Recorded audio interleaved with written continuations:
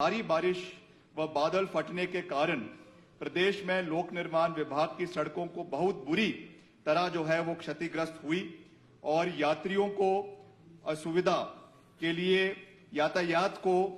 उनको असुविधा ना हो उसके लिए यातायात को दूसरे लिंक रोड के माध्यम से उनको भेजना शुरू किया गया। मानसून आपदा के चलते प्रदेश में सड़कों तथा पुलों के व्यापक नुकसान भी हमको इस बारी भी पहुंचा है। हमारी सरकार द्वारा बिना समय गवाए राहत और पुनर्निर्माण कार्यों शुरू किया गया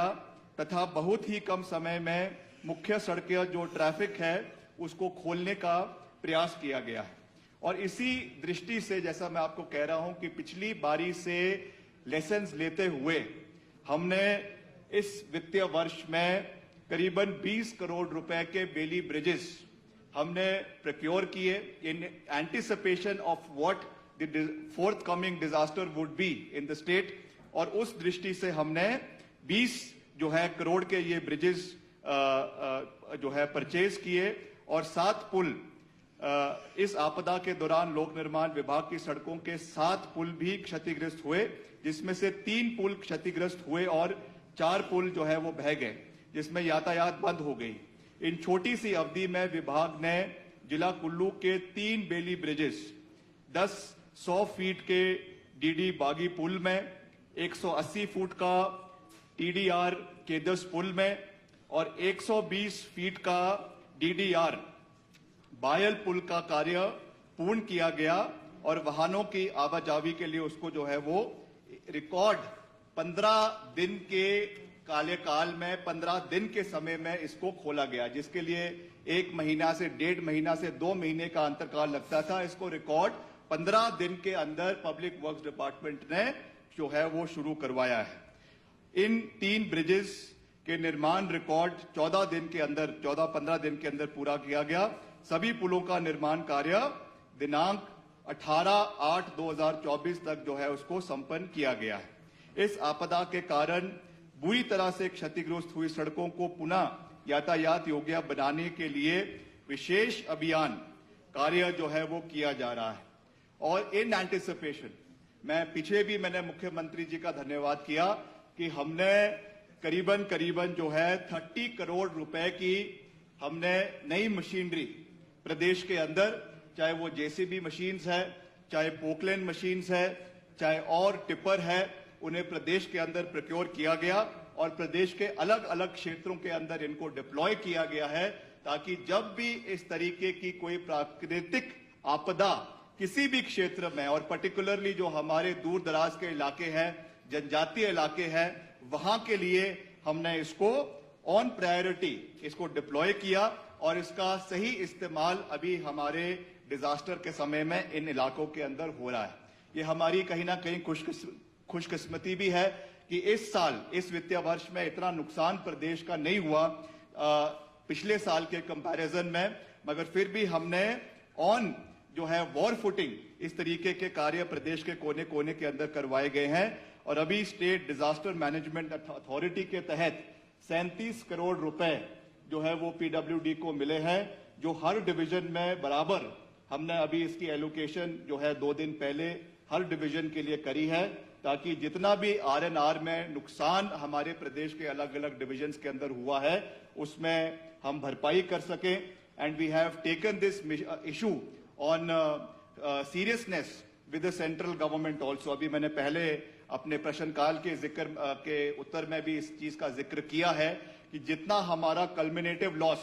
last year it was around 4,500 crores and this time we have exceeded around 500 crores accumulative losses of Public Works Department in the entire state. We have made an entire report which has been submitted to the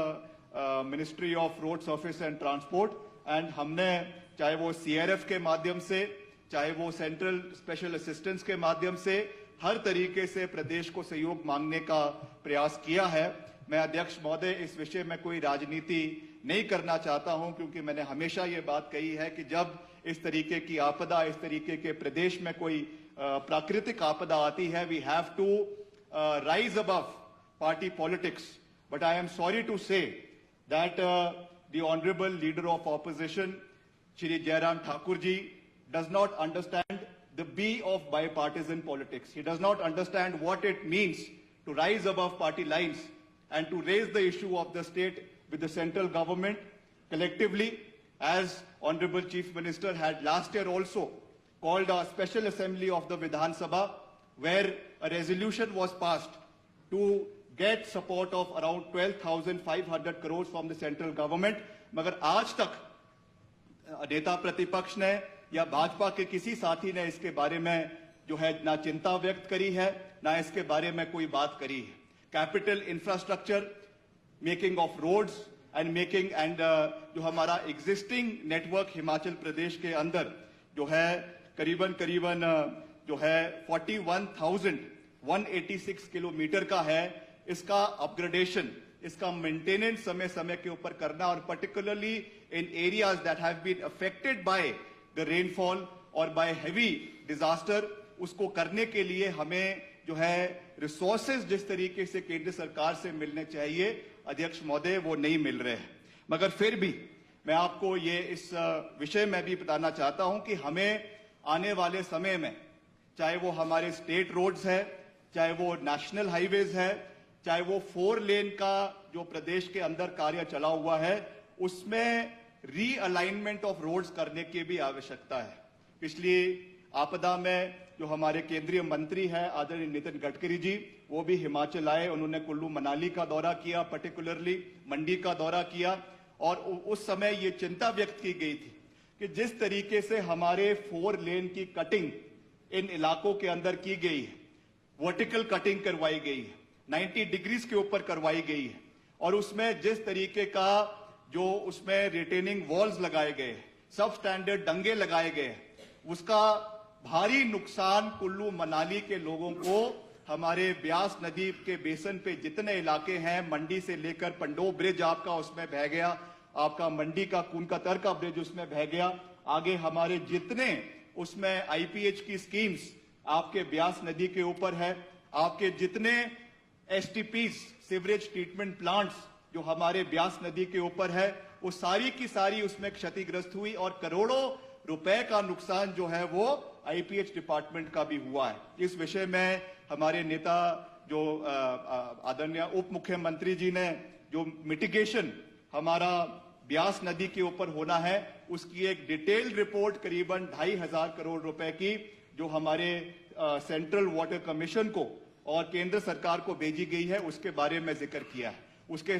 अलावा जो हमारा सुकेती खड्ड है जो मंडी को आता है आपके सुंदरनगर के इलाके से, उसमें भी भारी नुकसान हुआ है. और पर्टिकुलरली जिसके बारे में अभी चंद्रशेखर जी ने भी जिक्र किया है, हमारा जो ब्यास नदी का जो आपका हमीरपुर तक जो आपका रिवर बेसन है, उसमें जिस तरीके से हमारी आईपीएच की स्कीम्स का नुकसान हुआ है, ये एक बहुत बड़ा चिंता का विषय है. इसके लिए आने वाले समय में मिटिगेशन के माध्यम से, आने वाले समय में इसमें चैनलाइजेशन के माध्यम से इसका रेस्टोरेशन का काम होने की आवश्यकता है. बट आई वांट टू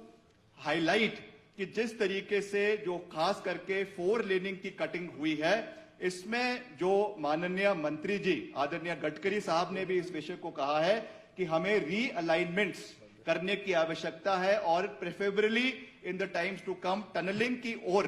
जिसमें कम से कम कटिंग हो, उस दृष्टि से काम करने की आवश्यकता है. अध्यक्ष महोदय, इस दृष्टि से हमारे 2 बहुत महत्वपूर्ण टनल्स हैं. अभी हाल ही में जब हम दिल्ली गए थे, मैंने गडकरी साहब से भी और मुख्यमंत्री जी ने विशेष रूप से इस विषय को उठाया था, जो हमारा भूभू जोत टनल है. ये हमारा स्ट्रेटेजिक पॉइंट ऑफ व्यू से, डिफेंस पॉइंट ऑफ व्यू से, टूरिज्म पॉइंट ऑफ व्यू से, और वहां की इकोनॉमी को, आपके छोटा बंगाल का, आपके जोगिंदर नगर का और इंटायर कुल्लू मनाली की इकोनॉमी को इंप्रूव करने के लिए मैं समझता हूं कि एक बहुत बड़ा मील का पत्थर साबित हो सकता है. इस टनल के निर्माण के लिए हमने प्राथमिकता पे केंद्र सरकार से निवेदन किया है कि हमारा जो पठानकोट मंडी स्ट्रेच है, वहां से आपके जोगिंदर नगर से भूभू जोत टनल का निर्माण कुल्लू के लग वैली क्षेत्र के लिए करवाया जाए. ये हमारी प्राथमिकता है, और आने वाले समय में निश्चित तौर से जब ये टनल बनकर तैयार होगी, इससे हमारा जिस तरीके से नुकसान खास करके पंडो के इलाके में हो रहा है, अभी पीछे करीबन पंडो के अंदर आपका 60 करोड़ रुपए का डंगा लगा है, danga of retaining wall of 60 crore rupees, जिसका टेंडर एनएचए द्वारा लगाया गया। I believe that it is absolute waste of public exchequer's money, जिस तरीके से ये रिटेनिंग वॉल जगह जगह पर लगाई जा रही है। इसलिए हमको इन चीजों के ऊपर आने वाले समय में जाने की आवश्यकता है। जितने हम मैक्सिमम टनल्स बनाएंगे, उनकी अलाइनमेंट सही होगी, आने वाले समय में ये डिजास्टर कम हो सकते हैं, ये मेरा मानना है। उसी तरीके से जो दूसरा हमारा एनएच 305 है, आपका औड से लेकर लूरी तक, इसमें भी हमने प्रपोज किया है कि हम जलोरी जोत के अंदर जो है वो टनल का निर्माण करवाना चाहते हैं। ये भी सरकार की प्राथमिकता है, जिसके लिए 20 करोड़ रुपए का पीएमसी कॉन्ट्रैक्ट एनएच डिवीजन द्वारा, पीडब्ल्यूडी द्वारा करवाया गया है। And in the times to come ये भी हमारा टूरिज्म पॉइंट ऑफ व्यू से, और जो हमारी अननेसेसरी जो है कटिंग ऑफ ट्रीज हो रही है, एक्सपेंशन ऑफ रोड्स की वजह से प्रॉब्लम्स आ रही है, उसको मिटिगेट करने के लिए और टूरिज्म पॉइंट ऑफ व्यू से ये दोनों टनल्स मैं समझता हूं इस रीजन में, हमारा कुल्लू और मनाली के रीजन में बहुत इंपॉर्टेंट आने वाले समय में साबित होगी। इसके लिए भी हम जो है वो प्राथमिकता के ऊपर कार्य कर रहे हैं। अध्यक्ष महोदय, चंबा चौड़ी भी आने वाले समय में चंबा चौड़ी भी रेफर कर दो। चंबा चौड़ी का भी निश्चित तौर से हम उसमें ख्याल रखेंगे और इसको भी हम प्राथमिकता पे केंद्र सरकार से लेकर जाएंगे। अध्यक्ष महोदय, आज मैं जो ये बातें कर रहा हूं, मैं केवल इसको पब्लिक वर्क्स के पर्सपेक्टिव से नहीं कह रहा हूं। It is not only for the creation of road network in the state, but it is for having the alternative and a more sustainable network in the state, जिससे कम से कम damage हमारे environment को हो। हमें केवल विकास ही नहीं देखना है, मगर हमें सस्टेनेबल डेवलपमेंट प्रदेश के अंदर हो, उस दृष्टि से अध्यक्ष महोदय कार्य करने की आवश्यकता है। Because we owe this, I sincerely believe कि सरकारें आएगी, सरकारें चले जाएगी,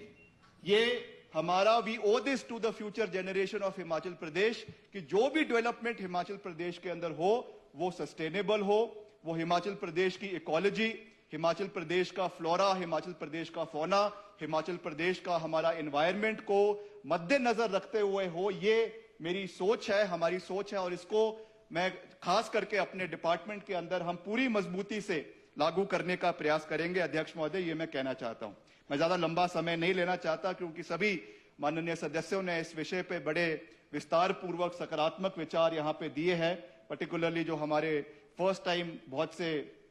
विधायक अभी चुनकर आए हैं, उन्होंने बहुत अच्छे सुझाव इन सभी चीजों के ऊपर दिए हैं। खास करके जो हमारी माननीय विधायक अभी लाहौल स्पीति से अनुराधा जी जीत कर आई हैं, उन्होंने भी बहुत सकारात्मक विचार इन विषयों के ऊपर दिए हैं। और मैं आपको ये विश्वास दिलाना चाहता हूं कि हम उन सबको इनकलकेट करेंगे और हम उनको डेवलपमेंट प्रदेश के अंदर होगी, इसमें कोई दो राय नहीं है। कैपिटल एक्सपेंडिचर प्रदेश के अंदर होगा, इसमें कोई दो राय नहीं है। सड़कों का निर्माण प्रदेश के अंदर होगा, इसमें कोई दो राय नहीं है। मगर I want to assure the honourable house that the development will be done in a sustainable manner, it will be done at a responsible manner, and it will not be done at the cost of environmental degradation in the state of Himachal Pradesh। ये मैं माननीय सदन को अध्यक्ष महोदय आपके माध्यम से जो है वो बताना चाहता हूं। अध्यक्ष महोदय, आपने मुझे बोलने का मौका दिया, आपका बहुत बहुत धन्यवाद। और आने वाले समय के लिए भी जो हमारा अभी अगला 10-15 दिन का मॉनसून सेशन पेंडिंग है, अभी जो हमारा मीटियोलॉजिकल सर्वे के हिसाब से अगले 15 दिन तक मॉनसून प्रदेश के अंदर रहेगा, उसके लिए भी the department PWD is on tender hooks. जहां पर भी कोई भी समस्या हमको सड़कों की बंद होने की आती है, जहां पर भी कोई भी बेली ब्रिजेस लगाने की बात आती है, हम पर्टिकुलरली उसके ऊपर एक्शन लेते हैं। And I want to thank the Honorable Chief Minister that in this financial year also, we have been sanctioned additional 20 crores for procurement of Bailey bridges. इसका हमने procurement शुरू कर दी है, which will be placed in various parts of Himachal Pradesh, particularly in the hilly areas, particularly